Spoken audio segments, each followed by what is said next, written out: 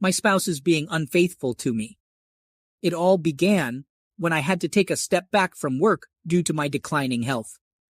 Before long, my condition worsened, and I was forced to quit my job and stay at home while my wife, Alice, continued working to support our family. Despite this, Alice and I had a strong bond and were happy together.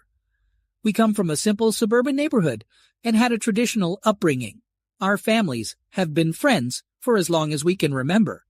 We both went to a Christian school and then to college, where we started dating in high school and fell in love for the first time. As we went through college, our relationship only grew stronger, and we were there for each other through thick and thin. We have a 7-year-old son together.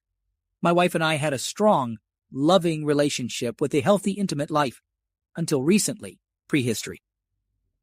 One day, Alice had to go on a business trip for training at another location for her company, which wasn't a common occurrence, but it did happen.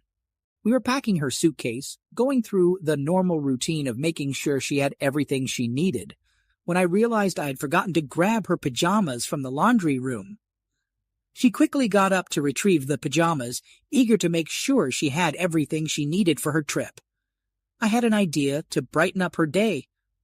I wanted to surprise her with a special touch, so I took a moment to write a love note from both myself and our son.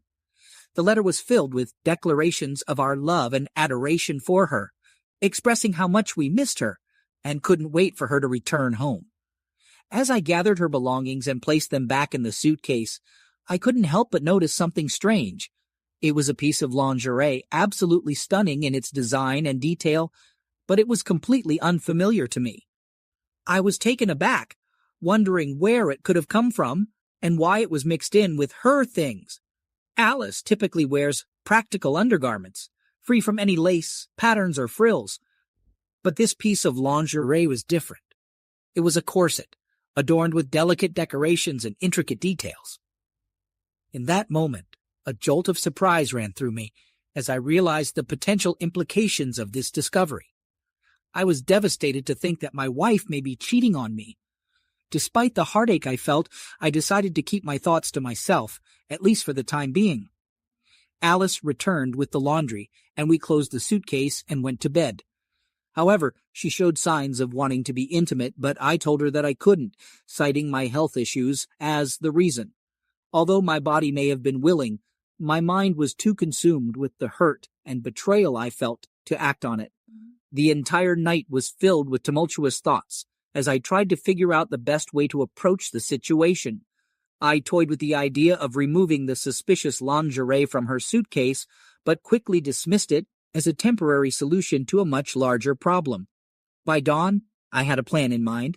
I had to drive Alice to work in the morning, and then take her to the airport a few hours later for her business trip. In preparation for her departure, I made a quick trip to the store to purchase something. I wrote her a note, subtle yet pointed, and placed it amongst the lingerie and protection kit in her suitcase. I couldn't help but wonder how long it would take for her to come across my message, as her trip was only slated to last 2 days. Business trip days. On the first day, she called me, seemingly unaffected by any guilt or wrongdoing, and we had a cordial conversation. However, I couldn't shake off the pain I was feeling, and our conversation lacked any real excitement or enthusiasm. I was on edge, waiting to see if she had found my letter. On the second day, her calls stopped, and I knew something was wrong. As I was tucking in our son for bed, she called to say goodnight to him. Afterward, our son handed me the phone, but she hung up immediately. My son said she sounded really sad. I called her back and we briefly talked. I said to her, "I'll call you later if you're not busy," with a firm emphasis on busy. When she didn't respond, I repeated the statement. Alice abruptly ended the call. A little while later, I tried calling her again and found her crying on the other end. Once she calmed down and stopped crying, I told her that we needed to have a serious... I had many questions and wanted to know the details of her infidelity, such as who she was with, where it happened, and when it occurred.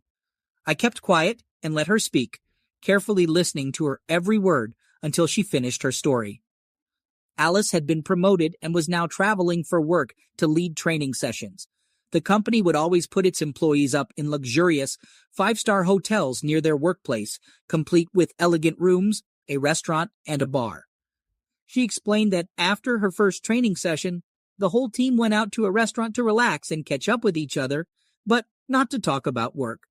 After work, some colleagues invited her to go to a bar, and she agreed to join them. At the bar, she witnessed a striking scene. A woman sat alone at the bar, chatting with the bartender, when a man approached her and offered to buy her a drink. They chatted for a while and then left together, heading to the woman's room. Alice was taken aback by how easy it was for the woman to find a partner for the night. She had never seen anything like this before, as she and I were never interested in frequenting bars and nightclubs. After each work training session, Alice followed the same routine. Dinner with co-workers, followed by a trip to a bar. On the second night, she saw the same woman from the previous evening at the bar, now being approached by another man who bought her a drink before the two of them disappeared to a hotel room. Alice told me that she was fascinated by the encounter and started to have fantasies about it. She explained that the idea of having a one-night stand with a stranger filled both her own desires and her fantasies. I was shocked. This pattern continued for the next 5 business trips. Later, her business trips came to an end, and she didn't travel for a long time. Alice said she felt deprived as she missed that kind of sexual experience. When being intimate with me, she couldn't find complete satisfaction. The truth is, we never talked about our desires with each other. In our relationship, it was the norm to keep these kinds of topics quiet and not discuss them. So she felt that sleeping with someone else wasn't considered cheating because it was just physical gratification, while she had an emotional bond with me. 2 months ago, Alice embarked on a new adventure, her first business trip in what felt like an eternity. She was excited to be back on the road, traveling to new cities and meeting new people. She was only gone for 2 short days, but she had a packed schedule, work, dinner, and drinks at the bar. According to her, on the first night at the bar, she felt insecure after comparing herself to the other women in the establishment. The next day, she took action by purchasing a corset, and by that evening, she was already wearing it at the bar. As she took a seat at the bar, she didn't have to wait long before a man approached her and struck up a conversation. He seemed charming and charismatic, and before she knew it, he was inviting her to his room. However, at that moment, Alice's excitement quickly turned to disgust as she realized that she wasn't comfortable with what was happening. She didn't want to be just another conquest, used for someone's pleasure. In that moment, she realized that she needed to be true to herself and not compromise her values for fleeting attention from a stranger. She showed the man her wedding ring and said that she was married. He told her something like, "We won't tell anyone about this, it'll be our little secret." But she got up and went to her room alone. She swears that's exactly what happened, but I kind of doubt it. And now we move on to her last business trip, the one when I noticed the corset in her suitcase. Alice went to training in another city, checked into the hotel, worked, and prepared materials for the training. And before she went on, she noticed my note and the condoms. She immediately called her son because she realized she couldn't talk to me after everything that had happened. Alice claimed that she simply forgot to put away the corset after the last conference when she bought it, and that all her physical contacts were long gone. She also said that her conference went very badly because she was sitting all the time and couldn't find a place for herself. Then she started crying and apologizing again. I told her that we would talk when she arrived. A day later, walking towards the arrival's gate, the airport was a hive of activity with people coming and going. My son and I were on the lookout for Alice, eagerly scanning the crowd for any sign of her. The anticipation was palpable, with my son practically bouncing with excitement, eager to see his beloved mother once again. Finally, the moment arrived, and Alice stepped into view, and my son let out a joyful cry as he ran towards her, wrapping her in a warm embrace. I stood there, observing the reunion from a distance, and felt a bittersweet mix of emotions. Despite everything that had happened between us, my love for her still burned brightly, and I longed for her return. Driving home, I tried to gather my thoughts and prepare for what was to come. I didn't want our son to be involved in any of the drama, so I took him to his grandparents' house. so that he wouldn't have to overhear what was going to be a tough conversation. The drive home was quiet, with the only sound coming from the hum of the engine and the occasional sniffle from Alice as she tried to compose herself. I could tell that she was bracing herself for what was to come, and I knew that it wouldn't be an easy conversation, but one that was necessary if we were going to move forward as a family. That same evening when I got home, Alice had already set the table. I wasn't interested in food, so I cleared everything from the table and asked her to sit down. We sat down opposite each other, as if in negotiations, and started the discussion. I asked her to be honest with me and not lie. Otherwise, I could offer her a lie detector test. Alice agreed and promised to be truthful. For more information, I printed out all her phone conversations and correspondence so that we could go over each point and I could finally find out the whole truth. I could see the tension in her face as I probed deeper into the story she had told me, trying to piece together the events of her business trip. I asked specific questions, trying to get a clear understanding of what had happened and to determine if her story was consistent with the facts. At first, she seemed taken aback by my questioning, as if she felt I was doubting her honesty. But I knew Alice too well. I knew that she has always been truthful with me, never once lying or even stretching the truth, even in small ways. I had seen her face this same dilemma many times before. When faced with the choice of being dishonest or avoiding the question, she would always take a moment to carefully consider her answer. With this knowledge in mind, I repeated my questions, trying to read her reactions and determine if she was being truthful or not. Afterwards, I brought up the topic of the black lacy lingerie I had found in her suitcase. Alice explained the same thing she had before, that she wanted to look more appealing and feel more confident. She also mentioned a movie she had watched while I was napping earlier that day that had inspired her to make the purchase. I continued to press her on why she hung up the phone before speaking to me when she returned from her business trip. Alice finally confessed that she felt overwhelmed after finding my note and the condoms in her room and didn't know how to talk to me about it. So she called our son to gather her thoughts before speaking to me. I probed further, asking her to recount the details of her encounter with the man at the bar. Her voice shook as she confessed that she was dangerously close to giving in to temptation and following him back to his room. She had managed to resist by showing off her wedding ring, but his nonchalant response of not revealing anything if she didn't go was almost enough to push her over the edge. She admitted that she was teetering on her chair, ready to go, but something deep down inside held her back. When I pressed her to explain what it was, she simply whispered that it was her conscience. Despite the inner turmoil, she had still considered giving in to temptation. Our conversation continued late into the night, lasting until the wee hours of Sunday morning. As the day went on, I couldn't shake the feeling that there was still something I was missing, so I delved deeper into her phone and scoured it for any signs of infidelity. However, I came up empty-handed. The phone record showed no unusual numbers or deleted messages that would suggest anything was amiss. I even called some numbers that Alice couldn't recall, but they all turned out to belong to harmless businesses or entities. The thing that troubled me the most was the idea of emotional and physical thing being separate. I grilled Alice on this topic, trying to understand her thought process. For me, our encounters were always a deep expression of our love for each other. I couldn't wrap my head around the idea of physical connection being anything other than a manifestation of our emotional bond. Alice finally confessed that sometimes, during intimate moments with me, her mind would wander, and she would imagine being with another man, but she couldn't bring herself to imagine his face. After a couple of days, as my spouse and I hail from devout families, we were active members of our church community and regularly attended services. During a conversation with our pastor after church service, I asked for his guidance on a personal matter affecting our family. We scheduled a private meeting with him and awaited his instructions. He also told us about a marriage retreat program being hosted by local churches in September, complete with guest speakers and interactive workshops aimed at improving relationships and resolving issues. The thought of finding a marriage counselor even crossed my mind. With a strong resolve, I decided to fight for our marriage and family. Despite her heartfelt apology and obvious remorse, I couldn't shake off the uncertainty that lingered between us. Alice and I have known each other for almost our entire lives, and I was familiar with her tendencies and behaviors.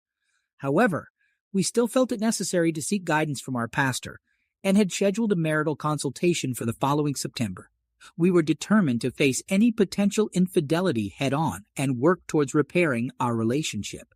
As days passed, Alice and I slowly returned to our familiar routines, no longer awkwardly avoiding each other as we had in the aftermath of the events.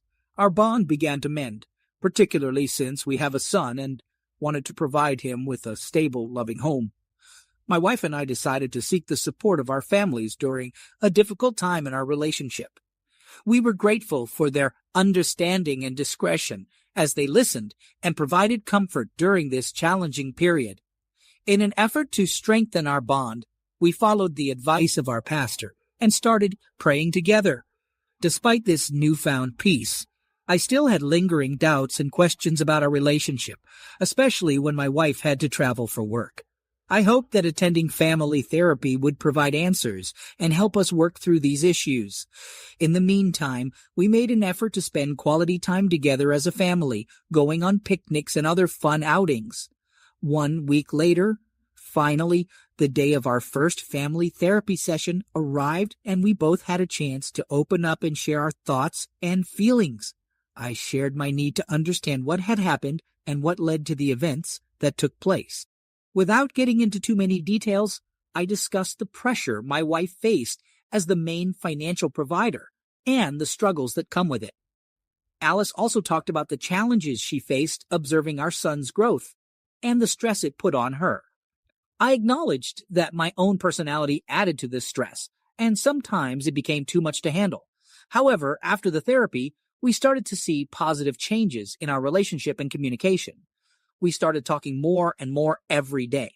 Although there were instances of intimacy, I still had lingering concerns about the root cause of everything. After the therapy sessions, I was feeling hopeful that we were making progress. But one day, when my wife returned home, she seemed distant and not like her usual self.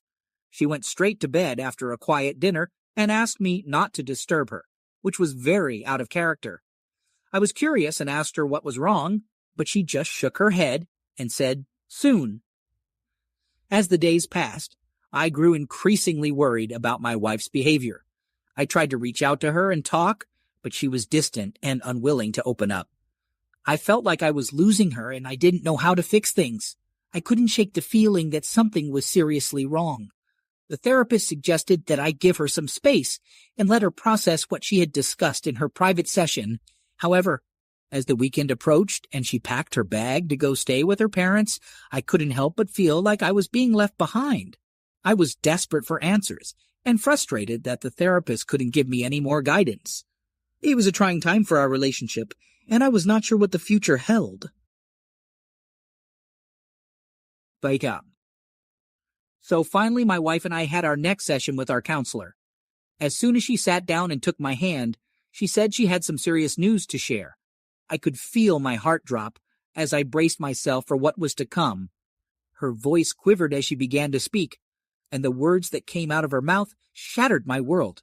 It turned out that Alice, the woman I had loved and trusted for so many years, had been unfaithful to me. She had been having an affair with a coworker from her study program at the office. The betrayal cut deep, and I felt like I couldn't breathe. The revelation changed everything, and I didn't know if our relationship would ever be the same again. The black corset was meant for her lover. Both she and I were in tears as she confessed her continued dishonesty. Alice expressed regret for keeping this secret from me and revealed that the affair had started 2 years prior. They held similar job positions and were constantly communicating through emails, texts, and phone calls for work. As they got to know each other better, they started flirting, which eventually escalated to explicit conversations. One night during a work trip, they ended up going out to dinner, and later to her hotel room, where they became intimate. Despite promising each other that it wouldn't happen again, they continued their affair at every work trip. Her lover was already married. When I asked why she started to view me differently, I was told that it was because I was unable to work and she became the sole breadwinner. This was not how she was brought up, as her father was the provider while her mother stayed at home. My own family was similar, although my mother did eventually start working when I was older. Our bed life suffered when my health declined. When I asked her how she perceived me, she responded with weak and not fulfilling my responsibilities. Alice became emotional again. She then explained that when I returned to work a few weeks prior, she realized how much I loved her because she had previously mentioned feeling overwhelmed as the sole source of income. Despite not being at full health, this action changed her perception of me and motivated her to come clean. Until that point, my wife thought she could handle the counseling sessions and that I would be satisfied with the progress we were making.